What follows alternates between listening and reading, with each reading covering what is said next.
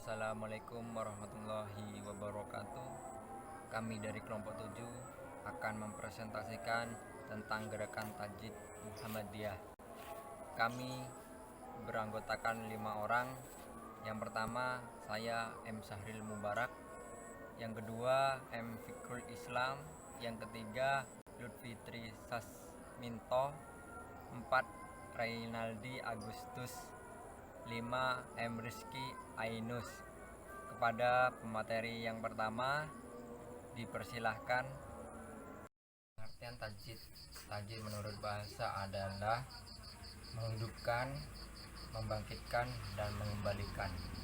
Makna-makna ini diberikan gambaran tentang 3 unsur, yaitu keberadaan sesuatu, kemudian hancur atau hilang, kemudian dihidupkan tanpa kecacatan. Kata ini kemudian dijadikan jargon dalam gerakan Islam agar terlepas dari bid'ah, tahayyul, dan khurafat. Istilah tajdid diambil dari sebuah hadis yang berbentuk kata kerja, yakni jaddah yujadidu tajdida. Berikut terdapat ayat yang menjelaskan tentang tajdid. Bismillahirrahmanirrahim. Innallaha yab'asu bihadihil ummati ala rosyi kulli miyati sanatin yujadidul dinaha, yang artinya sesungguhnya Allah akan mengutus kepada kaum ini pada setiap awal abad seseorang yang mengaruhi agamanya.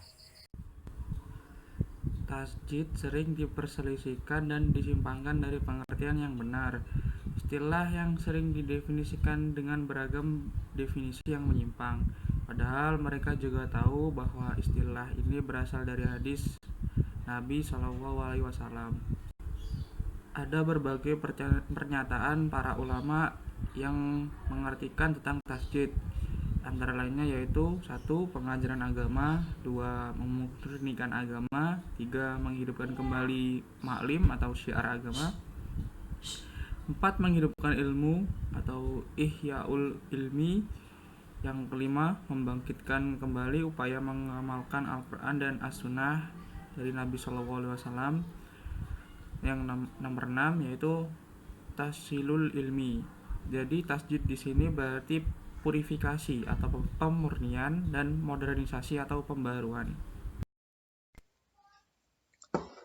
Dan selanjutnya saya menjelaskan mengenai pernyataan para ulama tersebut tentang pengertian tajdid secara global. Yang pertama, pengajaran agama, menghidupkan sunnah-sunnah serta menolak kedustaan atas nama Nabi Shallallahu Alaihi Wasallam.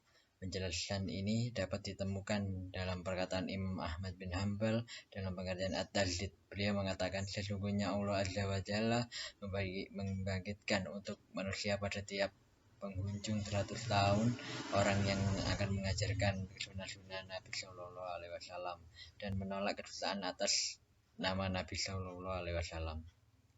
Untuk yang kedua, memurnikan agama, membela akidah yang benar, menjelaskan sunnah Nabi Shallallahu Alaihi Wasallam, membela ahlu sunnah, serta menghancurkan kebid'ahan. Ketika menjelaskan tentang at-tajdid, Al-Munawi mengatakan maksud adalah memberikan penjelasan tentang sunnah dari bid'ah, memperbanyak ilmu, membela ahli ilmu, dan menghancurkan kebid'ahan dan menghinakannya. Oleh karena itu, Imam Ahmad bin Hanbal mengatakan dalam satu hadis diriwayatkan bahwa Allah Subhanahu wa Ta'ala mengutus orang yang meluruskan agama umat ini akan tiap penghujung 100 tahun. Dan untuk poin ketiga, menghidupkan kembali al-ma'alim atau syiar agama yang telah melemah dan menghilang. Juga menghidupkan semua sunnah, ilmu akidah dan ibadah yang mulai dilupakan atau bahkan telah dilupakan oleh banyak kaum muslimin. Abu Sahli atau Al-Suluki wafat tahun 369 Hijriah mengatakan Allah telah mengembalikan agama ini setelah sebagian besar syiarnya hilang dan perantara Imam Ahmad bin Hambal. Untuk yang poin keempat, menghidupkan ilmu atau ihyaul ilmi. Ilmu agama ini akan dibawa oleh orang-orang yang terpercaya pada setiap generasi. Mereka akan menghapus tahrif atau perubahan yang dilakukan oleh orang-orang yang melewati batas. Untuk tahwil atau penyimpanan arti yang dilakukan oleh orang-orang yang bodoh dan kedustaannya yang dilakukan oleh orang-orang berbuat kepalsuan. 5. Membangkitkan kembali upaya mengamalkan Al-Quran dan As-Sunnah Nabi SAW. Membangkitkan kembali upaya mengamalkan Al-Quran dan Sunnah Nabi SAW dalam seluruh aspek kehidupan dan mengukur berbagai hal yang baru dengan Al-Quran dan Sunnah Nabi SAW. Imam Muhammad bin Sulaiman Al-Akami, wafat tahun 969 Hijriah, menyatakan tajdid adalah menghidupkan kembali pengalaman Al-Quran dan Sunnah serta apa yang menjadi tuntutan keduanya.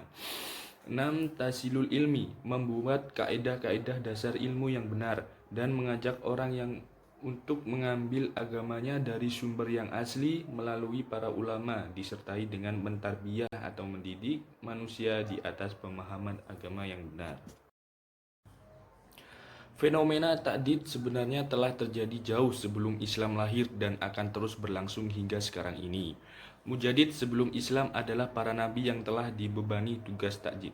Peristiwa ini telah diisyaratkan dalam hadis Nabi SAW. Beliau bersabda, yang membimbing Bani Israel adalah para nabi. Tatkala nabi yang satu wafat, maka nabi yang lain akan datang menggantikannya.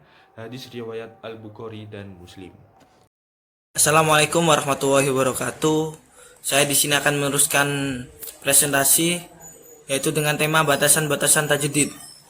Di dalam tajdid harus bedakan antara wahyu ilahi dan pemikiran Islam. Yang kedua, tajdid berlaku pada kondisi sosial politik, ekonomi, dan penghayatan keagamaan umat Islam. Yang ketiga, permasalahan tajdid merupakan permasalahan yang benar-benar dikuasai oleh seorang yang mujadid, yang memiliki kompetensi dan pengetahuan yang sinkron. Jadi dalam permasalahan tajdid ini kita harus menyelesaikan dengan orang yang paham dengan ilmu-ilmu tajdid. Yang keempat, tajdid juga berkisar pada permasalahan yang memang dibutuhkan oleh umat Islam. Selanjutnya, implementasi tajdid dalam sejarah Islam modern. Yang pertama, modernisme, yaitu penerapan Islam secara fleksibel dan menginterpretasikan dengan metode modern, seperti menyiarkan suatu kultum atau ceramah di sosmed, di YouTube, di IG, dan lain-lain. Yang kedua, Westernisme, yaitu menyesuaikan Islam dengan nilai-nilai Barat. Yang ketiga, sekularisme, penerapan Islam hanya pada bidang ritual. Di luar persoalan ritual adalah wilayah otoritas akal. Yang keempat, tradisionalisme, yaitu mengapresiasikan Islam lokal serta menolak bentuk perubahan dalam pemikiran dalam praktek Islam. Yang kelima, fundamentalisme, yaitu menerapkan Islam dengan cara menginterpretasikan secara kaku dan menolak metode di luar Islam termasuk Barat. Sekian dari kami. Apabila ada kesalahan dari tutur kata dan penjelasan, sekali lagi kami mohon maaf. Menjadi baik itu mudah, tetapi sekali lagi menjadi orang yang bermanfaat itu sangatlah susah. Kami dari kelompok 7 memohon maaf sekali lagi apabila ada kesalahan dan kekurangan. Nun wal qalami wa ma yasturun fastabiqul khairat laisa fastabiqul haq. Wassalamualaikum warahmatullahi wabarakatuh. Syukran.